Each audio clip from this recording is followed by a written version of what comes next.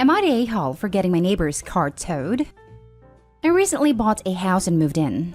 The previous owner rented the house out to students and transformed a big part of the front yard into a parking space. My front yard is basically just 4 parking spaces. I live alone and basically only use one of the parking spaces. But while the painters, handymen, and gardeners for the backyard were there, they used the other parking spaces during the day because the nearest community parking spaces are half a kilometer from my house, so about a 5-minute walk. When they were done and I moved in, my elderly neighbor, who cannot walk without a cane, asked if she could continue the deal she made with the previous owner. She showed me the contract she made with the previous owner that states that she can use it in exchange for a home-cooked meal once a month. I told her she didn't have to give me anything as I understood her situation, but she insisted. So I signed a contract to let her use the space closest to her house. This went well for a couple of months before another house in the street was sold and the new neighbors asked if their handyman and painters could use the parking places until they were done, as it was not handy to make them walk all the way to and from their truck. It is not allowed to park on the street in my street. I told them it was fine, but only the handyman and painters can use the spaces. When they are done, I don't want others I did not make a deal with using my parking spaces, as I like to keep the spaces clear for my girlfriend, friends, and family when they are allowed to visit again. Fast forward a month, and the handyman and painters are finished with the house, and the new neighbors started using the spaces. I told them this wasn't what we discussed, and that they had to leave. They told me that the spaces are community spaces, and she and her husband could use them as I didn't need 4 spaces for myself. I told her to move the cars or I had them towed. They moved the cars and didn't use the spaces anymore for about a week. As soon as she parked her car there again, I immediately called the tow company, and half an hour later, her car got towed. The next day, she came up to me asking where her car went. I told her I had it towed because she parked in my front yard. My friends tell me I'm being a petty a-hole for having her car towed and should apologize. My girlfriend tells me I did the right thing, as they would have probably claimed my entire front yard as their personal parking places if I didn't make a point out of it. So am I the a-hole here? Now for the top comments. Not the a-hole. It's absurd of her to claim that your private property is community space. She's acting very entitled, and you did the right thing by having her car towed.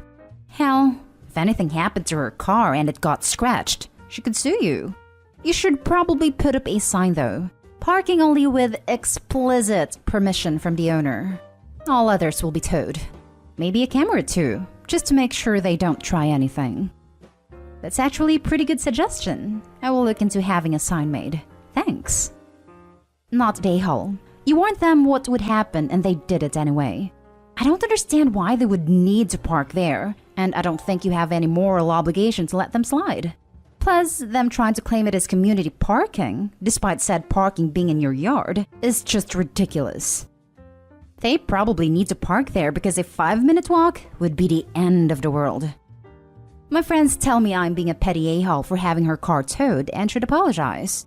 Easy. Tell your opinionated friends that they should let their neighbors park on their front lawn or driveway. Then, and only then, would the advice they offer and the reprimands they give you have an ounce of worth. You are the owner of your property and have a right to decide who can park there. Community spaces? Lol. The issue here are your neighbors who have no respect for your wishes and want to bend you to their desires. Continue to issue warnings and towings until the problem corrects itself. Not the a-hole. Now for the next story. Am I the a-hole for putting ugly one-way mirrors on windows facing one of my neighbors because I saw the husband looking in my windows? I live in an apartment on the ground floor of a house that was converted to apartments. My neighbors, one street over, but the back of their house faces the back of the house I live in, can see my whole backyard and vice versa. My apartment has a whole wall of windows that are on the back of the house. It's gorgeous and is a big reason I picked the place. I love keeping plants and it let in a lot of light. Looking out, there is the neighbor's backyard, which is large and comes up close to my place. The property line is maybe 10 or 15 feet from my windows. Once it has gotten to be warm out, I've noticed the husband of the family owns that house looking into my apartment a lot. Even sometimes I look up and see him, look away then look back minutes later and is still looking. So I started shutting the shades during the day, but that was kind of annoying. My place is a dark, cramped shoebox without the windows open. And I can't do that for too long because the plants were struggling without light. So I bought these window coverings that make windows into one-way mirrors. During the day when it is light out, my windows look just like mirrors now.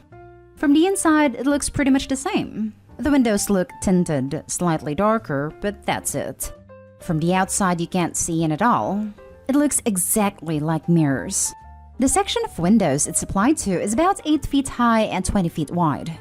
After a week of the window coverings being up, both of the parents from the neighbor's house came to my door and wanted to talk to me. The wife was complaining about the windows for a lot of reasons. 1, they were ugly. 2, it wasn't comfortable, especially for the teens and their friends, to have a huge mirror adjacent to the swimming pool. It's at a time that they feel insecure about looks and they have lost interest in hanging out by the pool. 3, in the afternoon and evening, it was reflecting a lot of extra sunlight into their backyard. They couldn't enjoy eating dinner on the back porch with the sun in their eyes. I said sorry about the inconvenience, but I wanted it for privacy. They both pushed back on that some, and I said that I needed privacy because of the husband staring. He started denying it in front of his wife, and so I took out my phone where I'd taken pictures and sent it to my group of friends and showed her a couple pictures of him gaping at my apartment and the texts from that time. He got mad and said he incidentally looked over, and the 8 foot by 20 foot mirror was a crazy overreaction. I said that I'd like to keep it, and that I was sorry, but frankly, this was avoidable. I think they're both mad because they called my landlord, who brushed them off. Am I the a-hole for putting the mirrored film on my windows? Not the a-hole. You proved that you needed privacy because your husband is a creep, and they're upset for being called out. You don't owe them anything.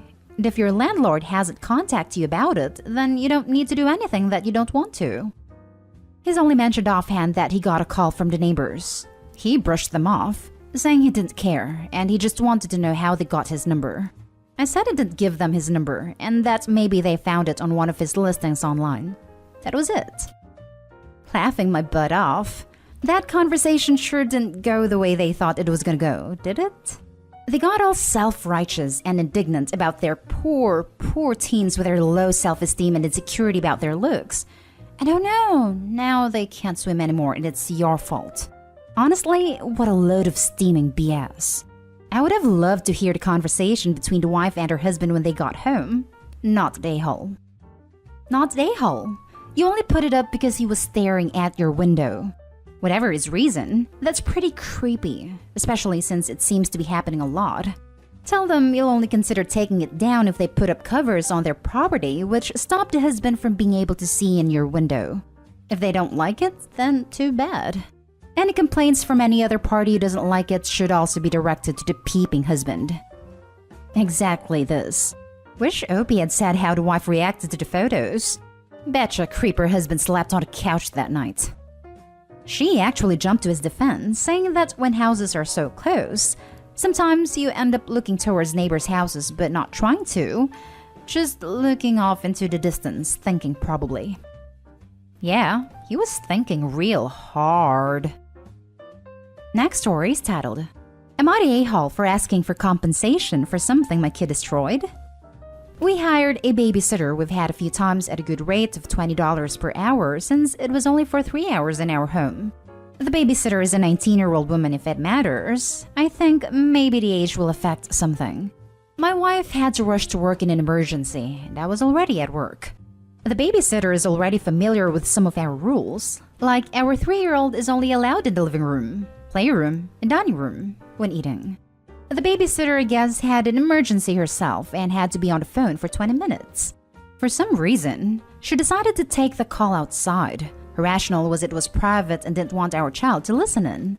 In those 20 minutes, our daughter was able to move the couch to the living room gate, scale the gate, head into the basement, and pull one of my guitars off the wall. The neck is all warped, and my luthier said the neck needs to be replaced. I'm asking the babysitter to front the bill on a new guitar. Not a repair or neck replacement, as the alternatives diminish the value of the guitar. Mismatching neck to body severely impacts value, and the neck repair does too. It's $2,200. Am I the a-hole here? Or is she? Her parents are telling us we're responsible.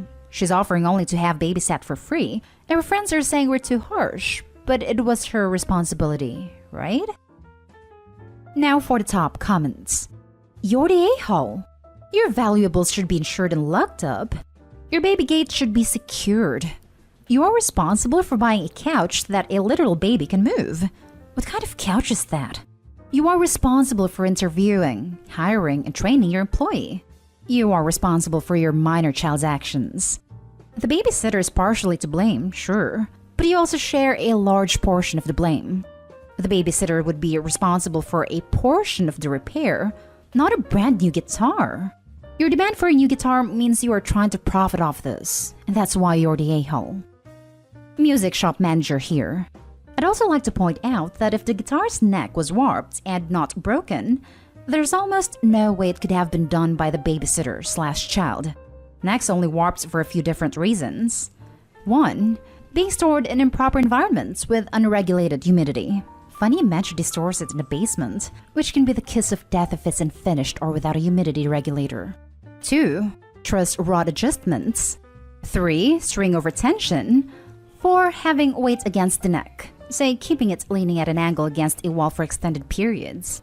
Unless the child somehow made a truss rod adjustments, obviously not, it would have taken a very long time for that neck to warp.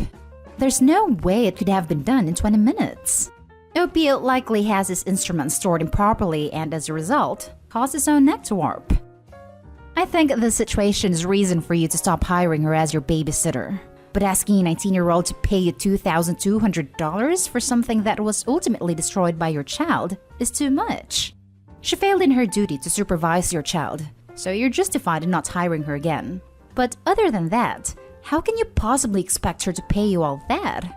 It's just unreasonable, as is the fact that you're not asking her to repair your guitar, you're asking her for a new guitar. Come on, dude, you're the a-hole. I'm not sure the babysitter should have left the kid alone, but you're the a-hole. Accidents happen, and she wouldn't be babysitting for you if she had that kind of cash laying around. I would be more pissed the kid was able to get to the basement and move a couch. More importantly, is your kid a bodybuilder? Moving a couch is a feat. To recap, you have every right to be frustrated, but you're the a-hole for trying to get the babysitter to pay for something your kid damaged. Now for the last story. Am I the a-hole for ignoring my nephew after he stole an important $50 bill from me? There's a story behind that bill, and it mattered a lot to me. My best friend Henry and I knew each other since we were in middle school. In high school, we were pretty adamant about being child-free and swore we'd never have kids. We decided to make a little bet though. First guy to have a kid owed the other $50. It was a dumb bet that didn't really take seriously, and I completely forgot about until 9 years later. I was with Henry at the diner once for lunch, and he slips me a $50 bill. It took me a minute, but when it clicked, I was so ecstatic. Still one of my fondest memories with him. Two grown men hugging it out at a diner in tears after giving me the news that he's going to be a dad for the first time. His daughter was born after that. I was honored to be her godfather. Then, unfortunately, we lost him all too soon when his little girl was 5. It's been 3 years since then, and I still miss him. We were like brothers, and I kept that bill as a memento. I see my goddaughter all the time, so the bill is also a reminder of the first time I learned of her existence. Kept it in a small box with other sentimental things of mine on top of a dresser in my room. My sister is staying with my wife and I, along with my 16-year-old nephew. They all know about this story, by the way. I've told them before many times. A few days ago, I noticed the box was in a different spot than where I left it, and that's when I discovered that the bill was gone. He eventually confessed what he did because I was frantically looking for it all over the place. My nephew needed the money because he wanted to take his girlfriend out to eat, but my sister wouldn't give him any cash since he spent all his allowance money. Honestly, I was so furious, and I'd ask him how he could do that, knowing that it was one of the few things I have of my best friend and he stole it. My nephew kept apologizing, but I couldn't look at him. My emotions were a little too strong, and I just wanted to get away from him before I started yelling. My sister offered to pay me back, but she damn well knows that's not the same. However, she's saying I'm being too hard on him because I've been ignoring him the last couple of days and is feeling ashamed enough. She's apologized on his behalf, but does think I'm taking it too far. Right now, it's still all fresh for me. That bill was important to me because of the memory it holds. Now it's lost, and I'll never get it back. I'm not at a place where I want to talk to him yet, but my sister feels I'm being somewhat of an A by punishing him like this as he's already learned his lesson. I'd just like to know if I am. Not Dayhole. I doubt there will ever be anything this boy can do to mend the pain he has caused. And as sad as that is, he is 16 and needs to take accountability for his selfishness. His mother really needs to look at herself because she raised a child who decided, knowing the context, that his actions would be acceptable. Truly horrible situation, and I am so very sorry for you. I would recommend you go to the place they ate to see if the owner still has it, as generally places only do banking once a week, so you may get lucky. Thank you. Don't think there'll be much luck there, unfortunately. He said he broke the bill at the CVS before they went to go eat. I don't see ever getting it back, and that still stings. It might be worth going to CVS to see if they still have it. Do you have any pictures of the bill where you can see the serial number? Or by process of elimination based on the date? Not Dayhole. I mean, at a bare minimum, he stole your money. More than that, he stole an important memento he knew about.